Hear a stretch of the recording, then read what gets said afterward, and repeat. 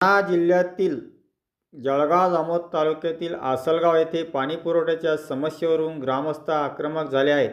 आसलगाव ग्रामपंचायत अंतर्गत वार्ड क्रमांक 3 मधील नागरिकांनी नियमित आणि स्वच्छ पिण्याच्या पाण्याची मागणी करत पंचायत समिती गाठली आहे। ग्रामस्थांच्या म्हणण्यानुसार या भागात आठवड्यातून फक्त एकदाच पाणीपुरवठा होत असून तोही ठराविक वेळेत होत नाही। त्यामुळे पाणी भरण्यासाठी नागरिकांना मोठ्या अडचणीचा सामना करावा लागत आहे। तसेच नळाच्या पाण्यातून अशुद्ध घटक आढळत असल्याची तक्रार करण्यात आली असून यामुळे आरोग्य धोक्यात येण्याची शक्यता व्यक्त केली जात आहे। ग्रामस्थांनी सांगितले की यापूर्वी संबंधित सरपंचाकडे अनेकदा तक्रारी करण्यात आल्या होत्या, मात्र त्यावर अपेक्षित कारवाई झाली नसल्याचा आरोप करण्यात आला आहे।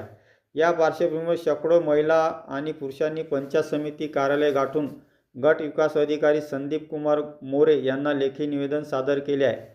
जर या मागण्याची दखल एका आठवड्यात घेतली नाही तर पुढील काळात आंदोलन छेडण्याचा इशारा ग्रामस्थांनी दिला आहे।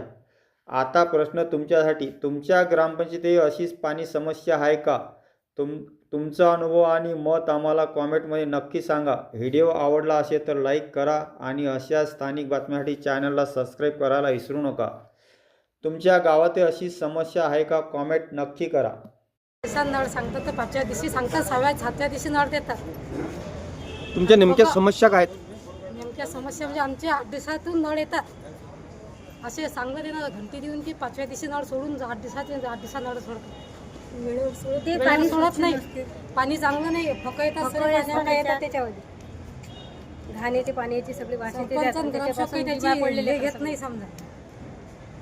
आमच्या नळाला नेमच नाही आहे, नेमच नाही आहे। कधी 1 वाजता, कधी 12 टाइम, कधी होता कधी 10 वाजता। पाण्यात फक येतात, मास येते, गंद पाणी येते, त्याच्यामुळे बिमाऱ्या वाढतात ना।